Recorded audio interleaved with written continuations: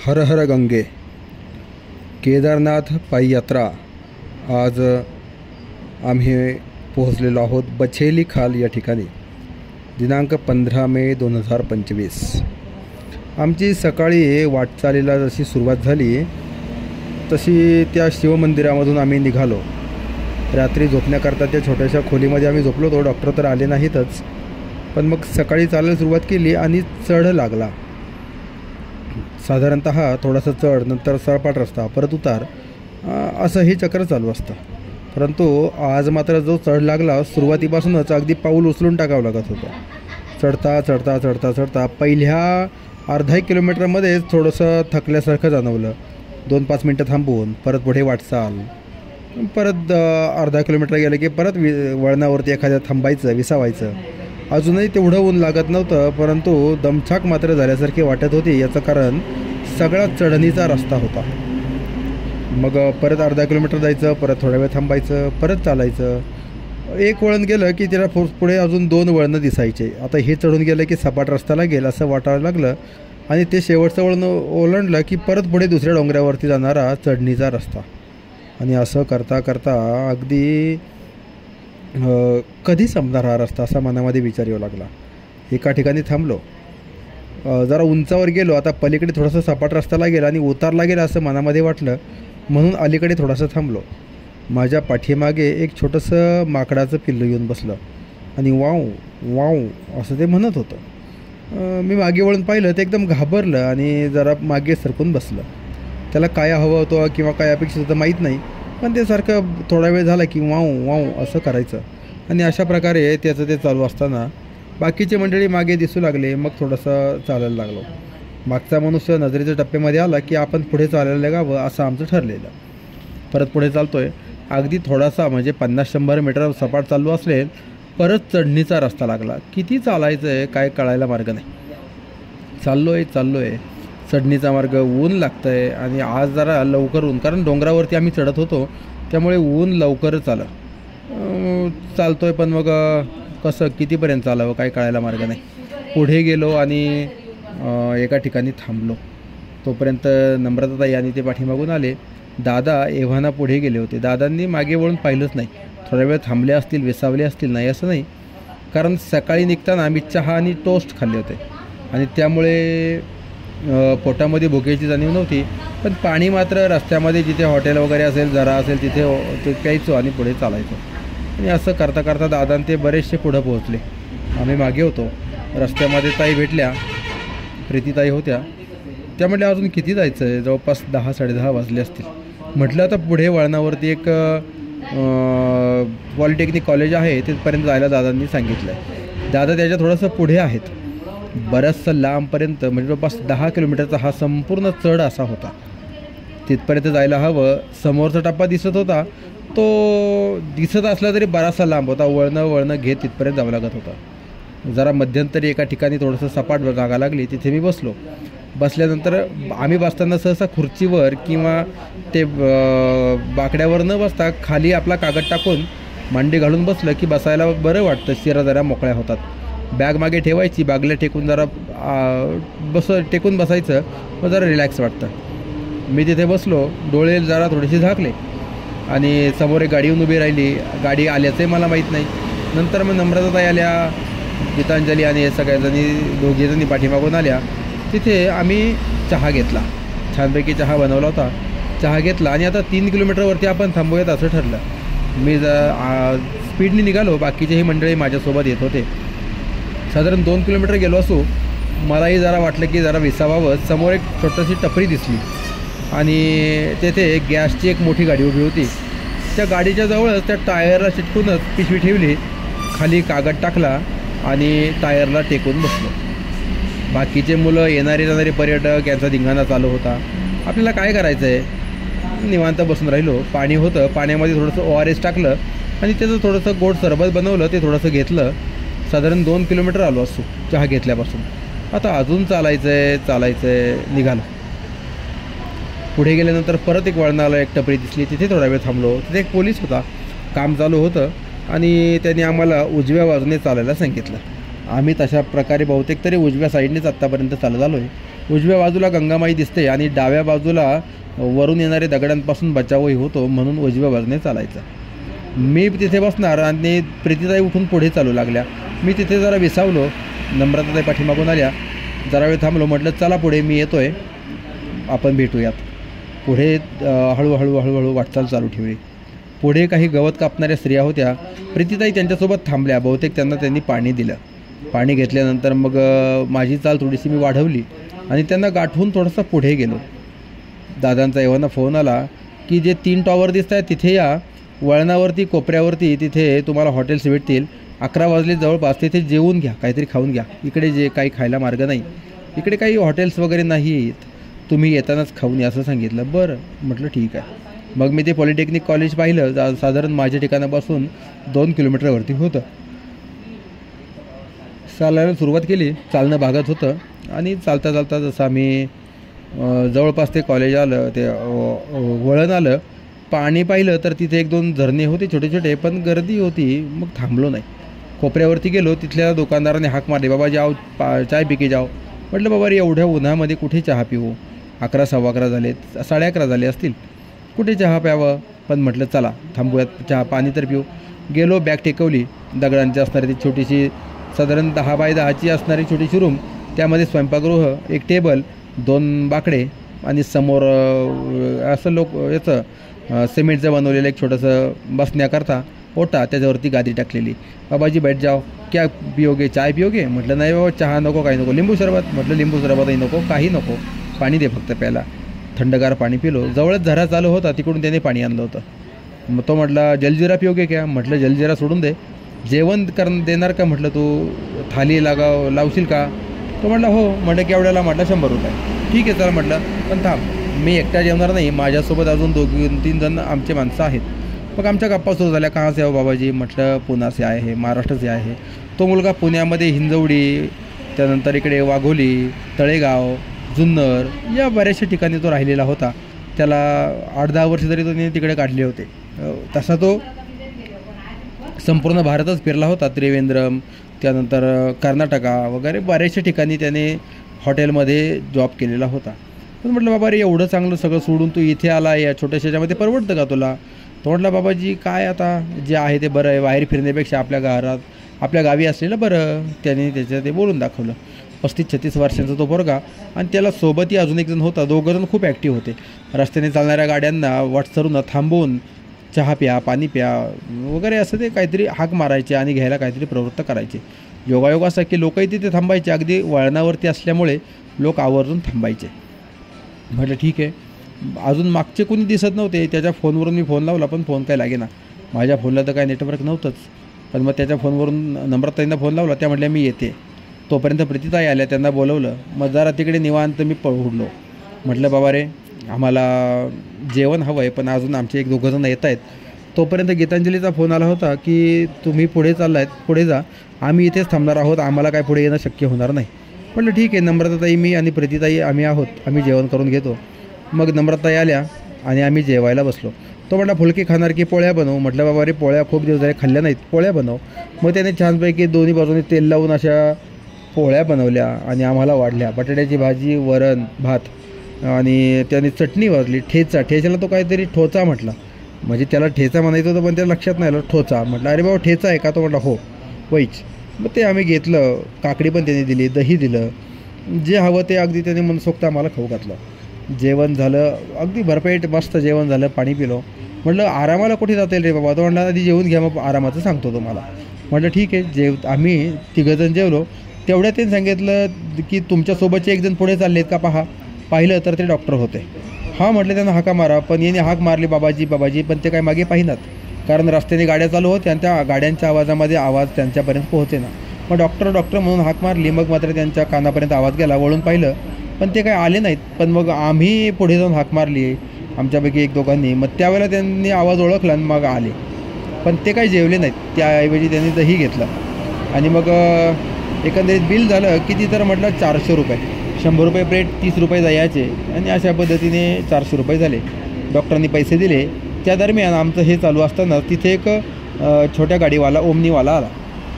काहीतरी स्थानिक लोक घेऊन तो आपलं सीट व्हायचं तिथं काम चालू होतं. त्याने दुरुस्ती चौकशी केली, कुठून आलात, कुठे चाललात, काय चाललं आहे असं तसं. तो म्हटला इतक्या लांबून तुम्ही आला, तुमचा भक्तिभाव वगैरे. म्हटलं बाबा अरे काय की वाटलं यावं म्हणून आलो. तो म्हटला नाही पण आम्ही इथे असून कधी गेलो नाही. म्हटलं बाबा जाणं न जाणं ही तुमची इच्छा, पण तुम्ही भाग्यवान आहात की तुमचा जन्मच इकडे झाला आहे. आम्हाला तसं गंगामाईचं हिमालयाचं दर्शन करायचं म्हटलं तरी 1000 किलोमीटर यावं लागतं, त्याशिवाय शक्य होत नाही. तुम्ही भाग्यवान आहात या भागात तुमचा जन्म झाला आहे वगैरे अशा तशा काही गप्पा चालू होत्या.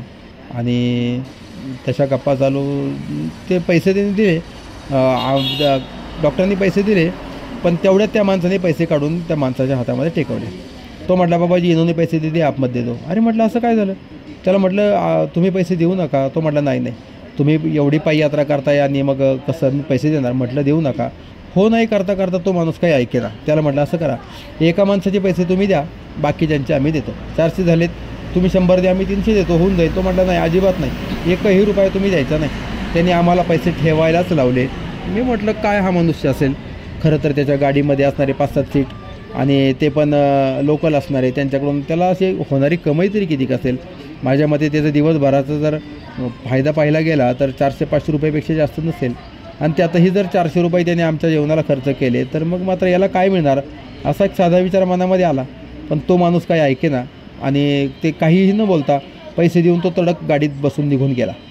काय म्हटलं आज गुरुवार आहे आणि सद्गुरूंनी काय लीला केली काय जाणू शकत नाही, पण काय करणार. आम्हाला ते तसं अपेक्षित नव्हतं पण त्यांनी तसं केलं.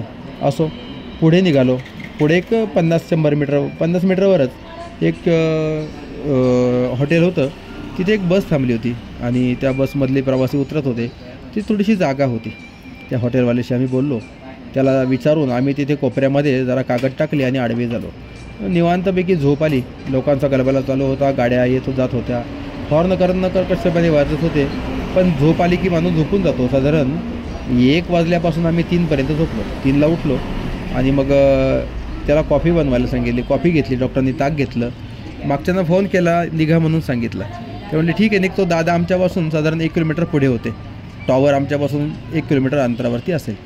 मग गीतांजली आणि मायाताई पाठीमागून आल्यानंतर मग आम्ही सर्वजण निघालो. दादांपर्यंत पोहोचलो.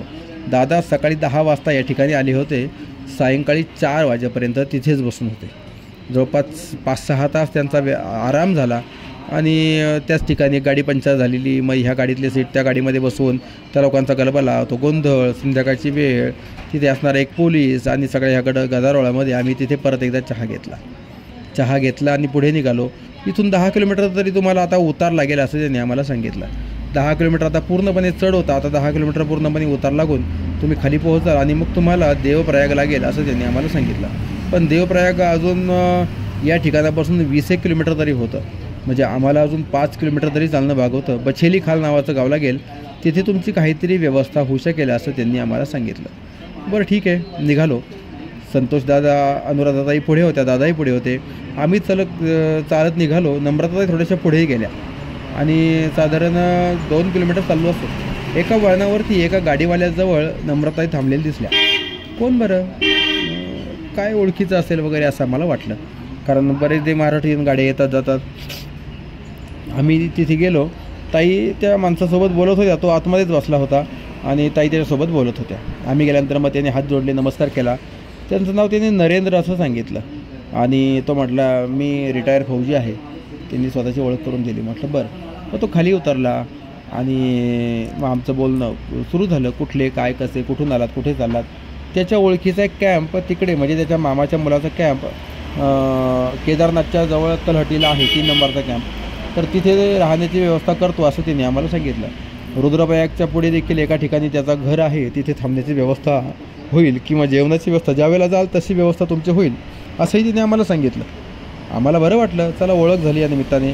मग त्याने विचारलं कुठून आलात काय. आम्ही सांगितलं महाराष्ट्रीयन आहोत. त्याचा एक मराठी भाषिक मित्र आहे. तो म्हटला तो माझा जिगरी मित्र आहे. म्हटलं लावा फोन, भेटू द्यात, बोलू द्यात. मग त्याने फोन लावला. तो नेमका त्यावेळेला आसामला होता. मग त्याच्याशी फोनवरती बोललो. कुठले काय. त्याने सांगितलं की गडहिंग्लज, म्हणजे कोल्हापूर जिल्ह्यामधील गडहिंग्लज तालुक्यामध्ये असणारं त्याचं गाव. मग आम्ही त्याला सांगितलं की आम्ही तिकडे कार्यक्रमाला वगैरे बाबा येत असतो. त्यालाही आनंद वाटला. मराठीमध्ये बोललो. तो फौजी होता, तर तो आसामला तिकडे जॉबला होता, म्हणजे मिलिटरीमध्येच होता, सुभेदार होता आणि अजून 7-8 वर्ष तरी त्यांची सर्व्हिस बाकी असावी. त्यांच्याशी मी बोललो आणि नंतर सांगितलं की हा माझा मित्र आहे, म्हणजे त्या फौजीने सांगितलं ह्याबद्दल, नरेंद्र भाईबद्दल, हा माझा मित्र आहे, चांगला आहे, असं तसं. मग आम्ही मूळ मुद्द्यावरती आलो की तुम्ही इथे आत्ता कशा करता आलात, कारण आम्हाला थोडंसं वेगळं वाटलं. याचं कारण असं, त्यांनी तिकडं रस्त्याच्या कडेला असलेले बसण्याकरता किंवा रोडला सुरक्षितता म्हणून जे मोठाले सिमेंटचे ब्लॉक बनवलेले असतात त्याच्यावरती एक धूप लावला होता, जवळ काही चॉकलेट्स ठेवले होते. नेमकं काय आम्ही त्याला विचारलं, त्या डोळ्यातून सारखं पाणी येत होतं या फौजीच्या, नरेंद्रभाईच्या. बरं काय झालं असेल आम्ही त्याला विचारलं. तो रडतच होता. मग त्याने सांगितलं की जवळपास 5 वर्षांपूर्वी त्याची पत्नी, त्याची मुलगी आणि त्याच्या सासूरवाडीकडचे लोक असे 6 जण एका छोट्या कारने प्रवास करत असताना जानेवारी महिन्यामध्ये तेथपर्यंत आले आणि त्या ठिकाणी गाडीला कसा ॲक्सिडेंट झाला काही कळालं नाही, पण तिथून ती गाडी खाली दरीमध्ये गेली.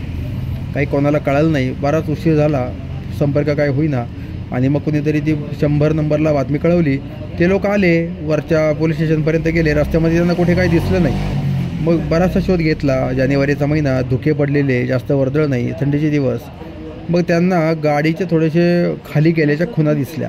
5 वर्षापूर्वी या रस्त्याचं काम चालू होतं आणि रस्ता खराब होता, कठडे नव्हते, ती गाडी खाली गेली होती. खाली वाकून पाहिलं तर त्यांना गाडीचे काही अवशेष, एक बॅग दिसली, गाडीचे काही अवशेष दिसले. मग त्यांनी शोध घेतला, तोपर्यंत हे सगळे खाली गेले होते आणि खाली गेले होते. दुर्दैवाने त्यातला एकही व्यक्ती वाचला नाही. आणि त्या व्यक्तीला म्हणजे त्या नरेंद्रभाईंना त्यांच्या त्या पत्नीची, त्यांच्या मुलीची सतत आठवण येत होती आणि म्हणून ते त्या ठिकाणी येऊन त्यांना श्रद्धांजली म्हणून थोडा वेळ थांबायचे किंवा रडायचे. काय आता मनुष्य दुःख व्यक्त करण्याकरता. वाईट वाटलं. त्यांचं दुसरं लग्न झालं होतं. दुसरी पत्नी जी होती ती प्रोफेसर होती, पण तिच्यासोबत मात्र ह्या दोघांचं एवढं काय जुळत नव्हतं. काय कारण असेल माहीत नाही, पण मग त्याला मात्र ह्या पहिल्या पत्नीची खूपच आठवण येत होती. वाईट वाटलं. मग आम्ही थोडीशी समजूत काढण्याचा प्रयत्न केला, पण तो मनुष्य कसा दुःखीत होता आणि चला व्यक्त होतोय त्या जागेवरती, अक्षरशः तो रडू लागला. वाईट वाटलं. ऐकून घेतलं आम्ही. म्हटलं त्याला मन मोकळं होऊ द्यात, वेळ जातोय, वारं सुटलेलं, पावसाची शक्यता, पुढे जायचं आहे, कुठे थांबायचं काही पत्ता नाही. सगळ्या गोष्टी डोक्यामध्ये असतानासुद्धा मग मात्र त्यांना आम्ही वेळ दिला, थोडंसं मन मोकळं होऊ दिलं. रडला तो माणूस. आणि नंतर मग त्यांना सांगितलं की तुमची काय इच्छा आहे, त्या पत्नीसोबत राहायचं किंवा काय वगैरे. तो म्हटला राहायची इच्छा आहे, काय करणार. जरा जमलिंगमध्येच तो मनुष्य होता. नेमकं त्याला काय निर्णय घ्यावा काही कळत नव्हतं. काहीतरी तुला उपाय सांगू असं आम्ही त्याला आश्वस्त केलं. त्या मुलीबद्दल, त्या पत्नीबद्दल काहीतरी कर असंही आम्ही त्याला सांगितलं आणि आम्ही तिथून निघालो. पण निघण्यापूर्वी डॉक्टरांना सांगितलं की तुम्ही तुमच्या पद्धतीने यांना काहीतरी समजावून सांगा. आम्ही थोडंसं पुढे आलो असो, डॉक्टरांनी पाहिलं तर आमचं हे बोलणं जिथे चालू होतं त्याच बाजूला, डाव्या बाजूला आमच्या टेकडी होती, म्हणजे मोठा डोंगर. त्या डोंगरावरती एक हरीण अगदी जवळ येऊन थांबलं होतं. डॉक्टरांनी ते हरीण त्याला दाखवलं. त्याला काही त्याचा उलगडा झाला नाही. तो म्हटला मी बऱ्याचदा पाहतोय हरीण इथं येतं, मी इथे आलो की ते हरीण मला दिसतं बऱ्याचदा. पण मग ती गोष्ट तेवढ्यावरती मिटली असं नाही. आम्ही पुढे आलो. आमच्या मनामध्ये त्यांच्याबद्दल विचार होता. आम्ही तिथे थांबून त्या अपघातामध्ये मृत्यू पावलेल्या त्या सगळ्यांना एक श्रद्धांजली, भावपूर्ण श्रद्धांजली अर्पण केली. त्यांना सद्गती मिळावी अशी शांतपणे उभे राहून प्रार्थना केली. किमान त्या नरेंद्रभाईला बरं वाटावं आणि त्या आत्म्याला खरोखर सद्गती लाभावी अगदी मनापासून प्रार्थना केली की जे काही घडलं असेल भगवंतांनी ते अपराध पोटामध्ये घेऊन त्यांना सद्गती द्यावी अशी भगवंताकडे विनवणी केली. आणि आमची वाटचाल पुढे चालू झाली. पुढे बचेली खाल नावाचं गाव होतं, तिथे हे बाकीचे मंडळी थांबलेत असं आम्हाला फोनवर त्यांनी सांगितलं. संध्याकाळची वेळ, वारा जोरात सुटलेला. बचेली खाल दिसू लागलं, पण हे बरेचसे पुढं थांबले होते. आणि बचेली खाल मग इकडे वळणं घेत इथे विचार तिथे विचार. त्यांनी सांगितलं अन्नपूर्णा भोजनालय म्हणून आहे, तिथे या. इकडचे गाव कसे, सुरुवात झाली की शेवटपर्यंत जवळपास 2 किलोमीटर अंतर गावातूनच रस्ता जातो आणि रस्त्याच्या कडेलाच घरं असतात आणि तेवढंच मुळात असणारं सगळं ते गाव. त्यामुळे मग शोध घेता आम्हाला बरंचसं खाली यावं लागलं. शाळा गेली. कुठं असेल चालतोय काय आम्हाला ते गाव सापडे. ते गाव संपलं पण ते ठिकाण मात्र सापडेना. थोडं वळणांवरती आम्हाला काही हॉटेल दिसायचे. 1-2 हॉटेल आम्ही पाहिले पण ते काही सापडले नाहीत. मग शेवटच्या एका पुढच्या वळणावरती मग मात्र एक आम्हाला हॉटेल दिसलं, अन्नपूर्णा नाव दिसलं आणि मग तिथे संतोष दादा आणि ते सगळे बसलेले दिसले. तिथे थांबलो. बाकीचे सगळे मंडळी हळूहळू पाठीमागून आले. पोचायला आम्हाला 7-7:30 झाले असतील. मग जेवण बनवायला सांगितलं. डॉक्टरही आले. त्या हॉटेलच्या त्या हॉलमध्येच खुर्च्या टेबल बाजूला ठेवून आम्ही तिथे आसन लावलं. वर एक फॅन होता, पण बाहेर वारं एवढं जोरात चालू होतं की फॅन लावायची गरज नव्हती. नवे तर बाहेर जरा वेळ थांबलो. आल्यानंतर ते वारं सुखावं वाटलं, पण मग मात्र नंतर ते इतकं अंगाला झोंबू लागलं की अंगावरती काहीतरी घेऊन आतमध्ये बसावं असं वाटू लागलं. आम्ही आतमध्ये आलो, आरती केली. आरती झाल्याबरोबर लगेच जेवण केलं. त्याने छानपैकी आम्हाला जेवण दिलं. जेवण झाल्यानंतर त्याने ते दोन्ही शटर बंद केले. शटर बंद केल्यावर इतके जोरजोरात वाजू लागले ते शटर की अगदी पत्र्याच्या घरामध्ये पाऊस आल्यानंतर जसा पत्रा वाजतो तसा जोरजोरात तो आवाज, आणि वारं थांबायचं नाव घेईना. खूप जोरातं वारं, अगदी खडखड खडखड खडखड खडखड असा आवाज यायचा. आणि त्या आवाजामध्ये झोप येणं कठीणच होतं. पण मग मात्र आम्ही म्हटलं चला आता झोपणं तर आवश्यक आहे. डोळ्यासमोर ते सगळं दृश्य येत होतं.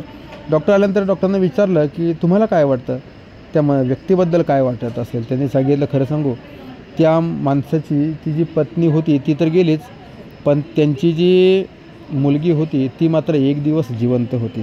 दुर्दैवाने तिच्याकडे कोणाचं लक्ष गेलं नाही. एक दिवस ती तडफडत होती आणि नंतर मग मात्र तिचा मृत्यू झाला. आणि त्यानंतर ती मुलगी त्या हरणाच्या रूपामध्ये तिकडे येते आणि त्या माणसाला, तो मनुष्य तिथे येतो आणि त्याला ती पाहते. काय ते नातं असेल माहीत नाही, पण त्यांनी असा अन्वयार्थ लावला आणि आम्हाला तो पटला. बऱ्याचदा त्या माणसाला ते हरिण दिसत होतं. वाईट वाटलं. आणि काय त्या बाळाला वाटलं असेल, ते छोटंशी ती कन्या, काय त्याच्याबद्दल खरंच मन भरून आलं. आणि एवढं सगळं ऐकल्यानंतर सरमिसळ डोक्यामध्ये झाली, पण त्यांना सद्गती मिळावी अशी भगवंताकडे प्रार्थना केली आणि सायंकाळी झोपलो. दरवाजे, त्या शटर खूप जोरात वाजत होतं. झोप येणं मुश्किल होतं, पण दमल्यामुळे झोप येणारच होती. निवांतपणे त्या वाऱ्यामध्ये अंगावरती घेऊन शांतपणे झोपलो. निवांतपैकी झोप झाली आणि अशा पद्धतीने आमचा आजचा दिवस पार पडला. हर हर महादेव.